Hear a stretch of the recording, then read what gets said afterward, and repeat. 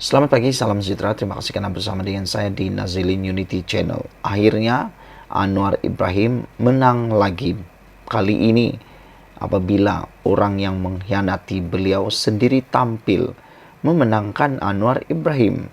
Zuraida Kamarudin seperti yang Anda tahu adalah salah seorang pengkhianat yang telah meninggalkan parti PKR dan menyertai langkah Sheraton. Walau bagaimanapun, baru-baru ini Zuraida telah pun menerima balasannya apabila diarah oleh mahkamah membayar saman Rm10 juta kepada parti PKR. Tetapi kenyataan terkini daripada Zuraida ini membuatkan kita menjadi hairan dan merasa juga sebaliknya gembira. Apabila Zuraida mengakui Anwar adalah pemikir tajam, pentadbiran diketuai bukan baik. Zuraida Kamarudin berkata Perdana Menteri perlu segera melunaskan segala janji kerana rakyat akan menuntut. Bekas Ketua Wanita PKR menolak tanggapan kerajaan pimpinan Anwar Ibrahim masih baik, memandangkan Perdana Menteri sudah mempunyai pengalaman dan pentadbiran negara sebelum ini. Zuraida Kamarudin berkata Anwar pada era 80-an disifatkannya seorang pemimpin yang masih segar dan berfikiran tajam ketika berada dalam Jemaah Menteri diterajui Dr. Mahathir Mohamad. Namun pada ketika ini beliau mungkin sudah terlalu lelah akibat terlibat dengan drama politikal yang tidak berkesudahan hingga menumpulkan pemikirannya, kata Zuraida Kamarudin. Amatlah tidak wajar untuk kita gelarkan kerajaan ini sebagai kerajaan yang tiada pengalaman kerana ia dianggotai oleh para pemimpin yang pernah duduk di Jemaah Menteri sebelum ini.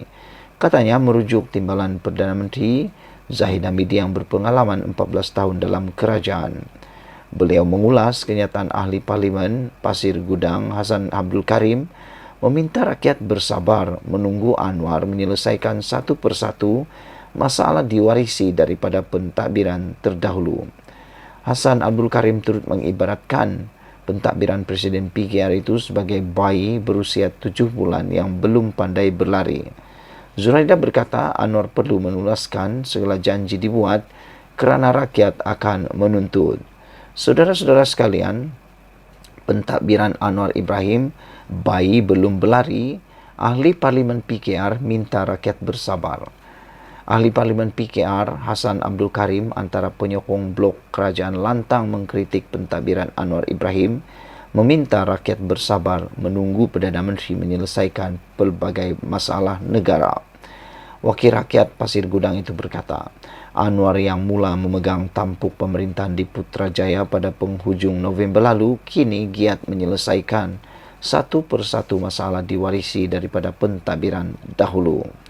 Beliau turut mengibaratkan pentadbiran Presiden PKR itu sebagai bayi berusia 7 bulan yang belum pandai berlari.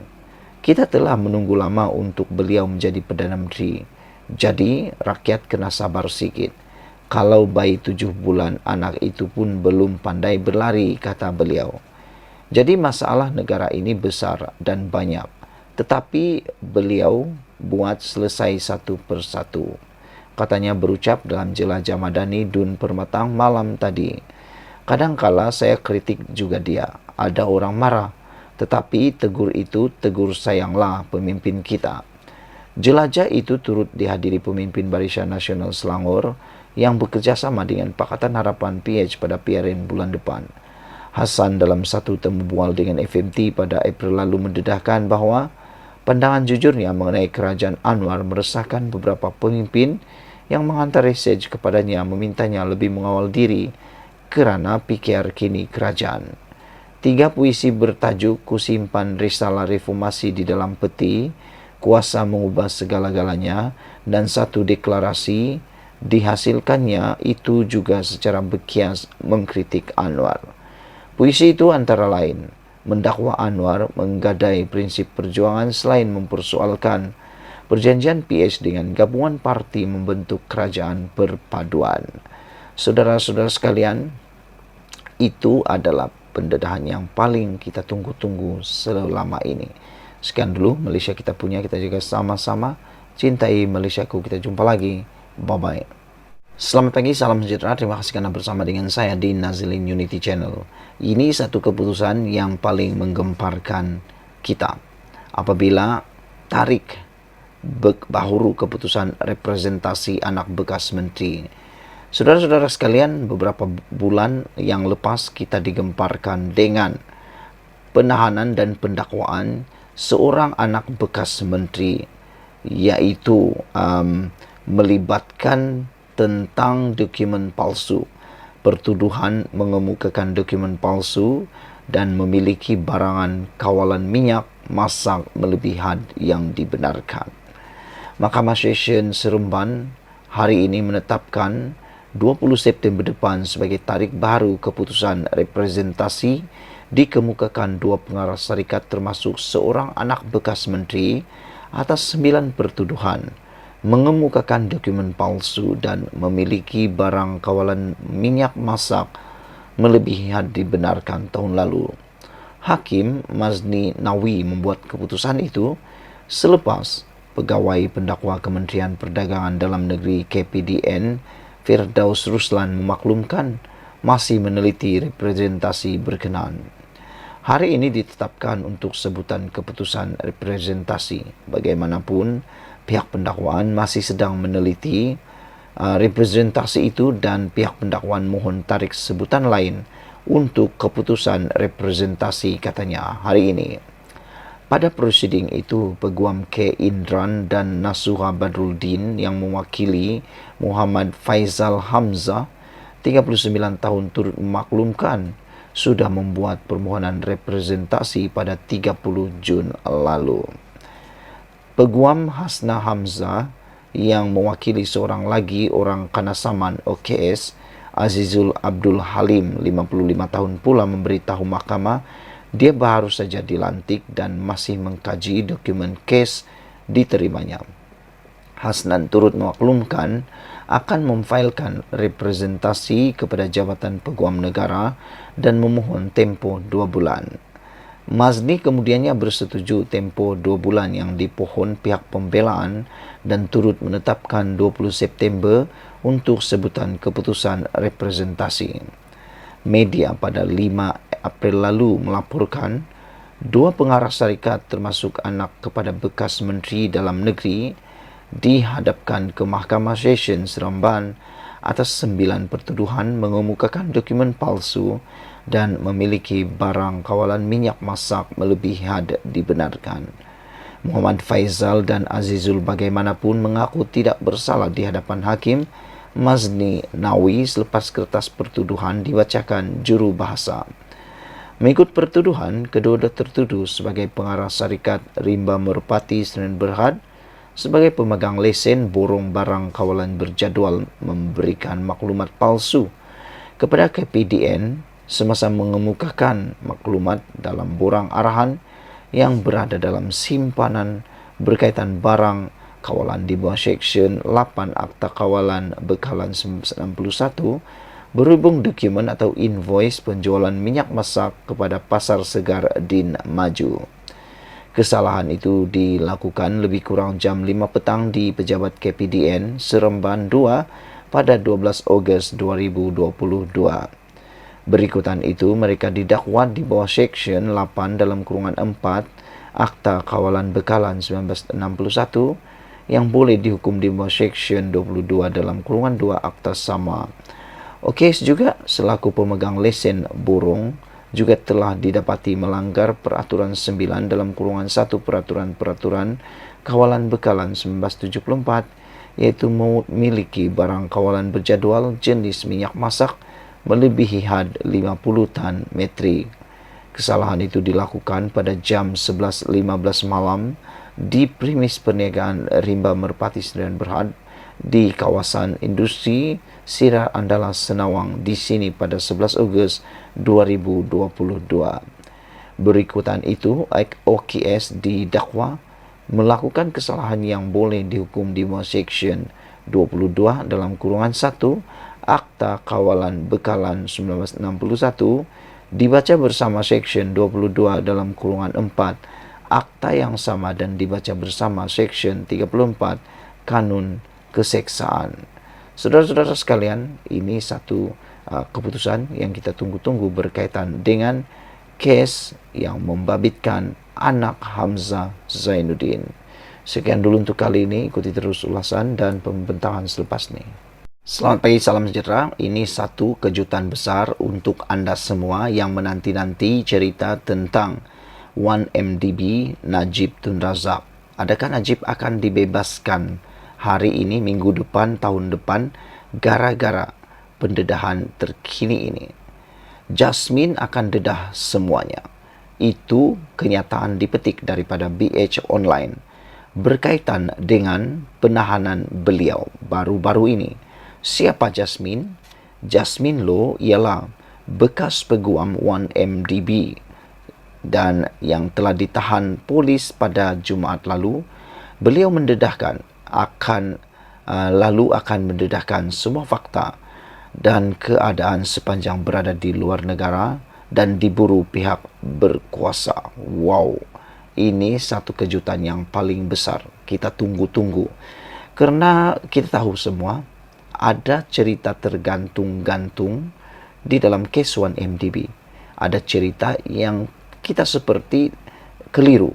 Mana satu yang betul, mana satu yang tak betul dalam kes 1MDB.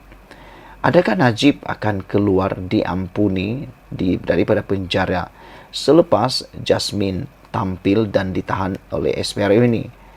Dan Jasmine telah pun berjanji akan dedah semuanya. Firma Guaman Ambon yang mewakili Jasmine dalam satu kenyataan berkata, sekutu rapat ahli perniagaan Jolo itu yang masih dalam buruan bersedia membuat pendedahan apabila tiba masa yang sesuai. Pendedahan inilah yang kita tunggu. Pendedahan yang datang daripada orang yang memegang paling banyak fakta perkara berkaitan 1MDB, kerana Jasmine adalah peguam kepada 1MDB. Kenyataan itu menyebut Jasmine mempunyai kepercayaan dan keyakinan mutlak terhadap sistem kehakiman dan perundangan negara serta bersedia menerima sebarang kemungkinan. Beliau memohon diberikan ruang dan tidak diganggu untuk melakukan apa yang sewajarnya buat masa ini. Keutamaan anak guam kami adalah bekerjasama dengan agensi penguatkuasaan undang-undang dalam siasatan 1MDB yang masih berlangsung. Anak guam kami juga mahu memudahkan dan membantu kerajaan Malaysia dalam mempercepatkan usaha pemulihan asetnya. Beliau berharap dapat kembali ke pangkuan keluarga secepat mungkin dan sentiasa menganggap Malaysia sebagai rumahnya, kata kenyataan itu. Menurut kenyataan itu, Jasmine melantik peguam Amir Hamzah Arshad dan Edmund Bon Tai Sun daripada Amir Bon, mewakilinya sebagai wakil perundangan yang sah. Jasmine dikatakan antara sekutu rapat Jolo yang terbabit dalam skandal keuangan 1MDB dan disenaraikan sebagai orang yang dikehendaki. Menteri Dalam Negeri Datuk Seri Saifuddin Nasution Ismail dalam satu sidang media berkata, Jasmine diremand Sabtu lalu di Ibu Pejabat IPD Dangwangi. Katanya, suspek ditahan di Kuala Lumpur pada 7 Julai lalu sebelum diremand keesokannya dan disiasat mengikut Seksyen 409 Kanun Keseksaan kerana pecah amanah. Bloomberg sebelum ini melaporkan penyiasat Switzerland yang menjalankan siasatan jenayah berhubung skandal 1MDB memburu pengarah eksekutif Casey Tang dan Jasmine berkaitan pemindahan AS 700 juta yang didakwa dilakukan secara haram. Pada 4 Disember 2018, Mahkamah Magistrat mengeluarkan waran tangkap terhadap Jolo, Jasmine, Casey, bekas pegawai 1MDB, Ge Cho Heng dan sekutu rapat Jolo, Eric Tan Kim Long. Waran tangkap itu dikeluarkan selepas mereka gagal hadir di mahkamah bagi menghadapi 7 pertuduhan penggubahan wang haram berkaitan 1MDB. Wow, ini satu pendedahan yang paling menarik yang kita dapat berkaitan dengan 1MDB. Menjadi persoalan kita sekali lagi, apa pendapat kamu semua? Adakah apabila Jasmine akan dedahkan semuanya, perkara-perkara baru akan kita ketahui. Mungkin jawapan persoalan yang banyak tergantung-gantung sebelum ini akan diketahui selepas ini. Sebab kita tahu peguaman MDB ini banyak menyimpan rahsia, memegang rahsia berkaitan 1MDB. Dan kesediaan beliau untuk mendedahkan semuanya akan kita tunggu-tunggu juga. Sekian dulu untuk kali ini. Kita jumpa lagi. Bye-bye. Selamat pagi, salam sejahtera. Terima kasih karena menonton channel Nazilin Unity. Seperti yang dijangka oleh penganalisis politik dan pemerhati politik, dijangkakan Mahathir Mohamad akan mempengaruhi beberapa perkara di dalam kepimpinan Perikatan Nasional. Akhirnya, apa yang dijangka hampir-hampir berlaku. Baru memulakan kerjasama dengan Perikatan Nasional, baru saja mula menyokong Perikatan Nasional, Tun Mahathir Mohamad akhirnya mula bercakap tentang kehendak beliau sendiri. Terkini, Mahathir berkata, "Sukar Melayu bersatu ikut parti."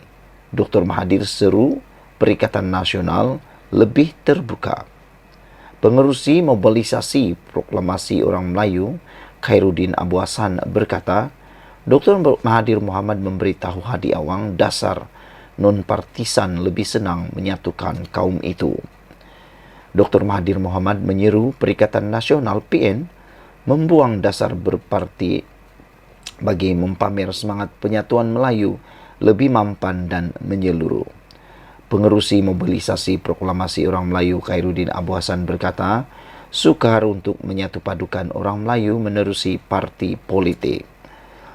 Melalui pendekatan berpartian, sukar untuk menyatupadukan Melayu, tetapi atas dasar Melayu secara non-partisan, lebih senang untuk menyatupadukan orang Melayu, katanya kepada FMT.